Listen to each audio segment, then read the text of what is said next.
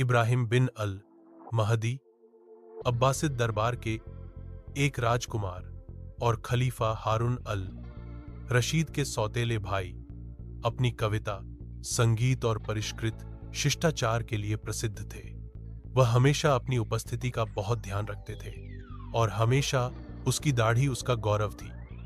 एक सुबह यह देखकर कि यह असमान लग रही थी, उसने फैसला किया कि इसे एक विशेषज्ञ के स्पर्श की आवश्यकता है। उसने यूसुफ को बुलाया, जो बगदाद का सबसे अच्छा नाई सर्जन था। उन दिनों नाई बहुत कुछ करते थे। एक कटे हुए बाल उन्होंने छोटी सर्जरी की, दांत निकाले और शरीर के हास्य को संतुलित करने के लिए रक्तस्राव किया।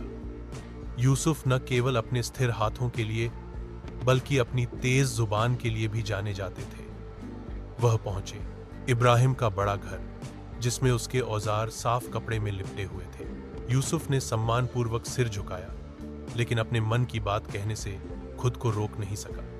मास्टर इब्राहिम, आपकी दाढ़ी एक जंगली हेज की तरह दिखती है। क्या मैं इसे आकार दूं? एक शाही बगीचे में। इब्राहिम, प्रशंसा का आदि, उसे तीक्ष्णता से देखा। सावधान रहो नाई, मेरी दाढ़ी तुम्हारी दुकान से ज्यादा कीमती है।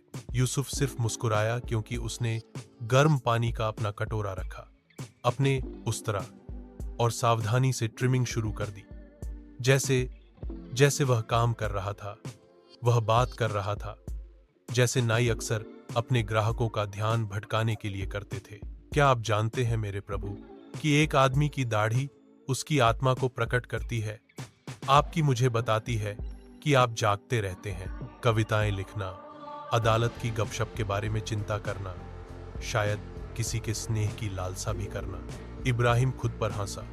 तुम्हें लगता है कि तुम अब एक भाग्य बताने वाली हो? एक नाई को चेहरे और मुंह पढ़ना चाहिए। डीएस, यूसुफ ने जवाब दिया, इधर उधर बिखरे बालों को झटकते हुए। जब मैं ब्लेड को इतना करीब से पकड़ता हूं तो मैं सब कुछ देखता हूं। अचानक यूसुफ का हाथ फिसल गया और रेजर ने इब्राहिम की ठोड़ी को काट दिया। खून की एक पतली रेखा दिखाई दी। यूस, उफ, हांफते हुए जल्दी से उस पर एक कपड़ा दबाया। मुझे क्षमा करें मेरे स्वामी, एक छोटा सा कट और कुछ नहीं। इब्राहिम ने सिसकी भरी। एक नाई सर्जन जो दुर्घटना से खून निकालता है, कितना उपयुक्त है। यूसुफ ने अपनी चेतना वापस लाने की कोशिश की। आत्म सम्मान, अभी थोड़ा खून बेहतर है, बाद में बुरे मिजाज से। इसे मुफ्त दवा समझो।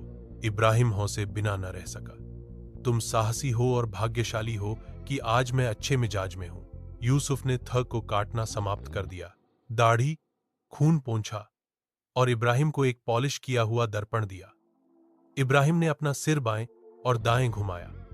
दाढ़ी पूरी तरह से आकार में थी, कट मुश्किल से दिखाई दे रहा था। तुम अच्छा काम करते हो नाई, भले ही तुम्हारी जबान तुम्हारे उस्तरे से तेज है, इब्राहिम ने कहा। यूसुफ ने गहरा प्रणाम किया। एक सुस्त तलवार से बेहतर एक ईमानदार जबान मालिक। प्रसन्न और खुश होकर इब्राहिम ने अपने नौकर को यूसुफ को 2 गुना भुगतान करने का आदेश दिया और उसे जब भी जरूरत हो वापस आने के लिए कहा।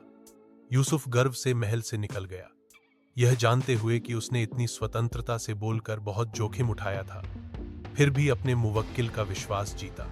इब्राहिम बिन अल महदी और स्पष्टवादी नाई की कहानी सर्जन बगदाद में फैल गया।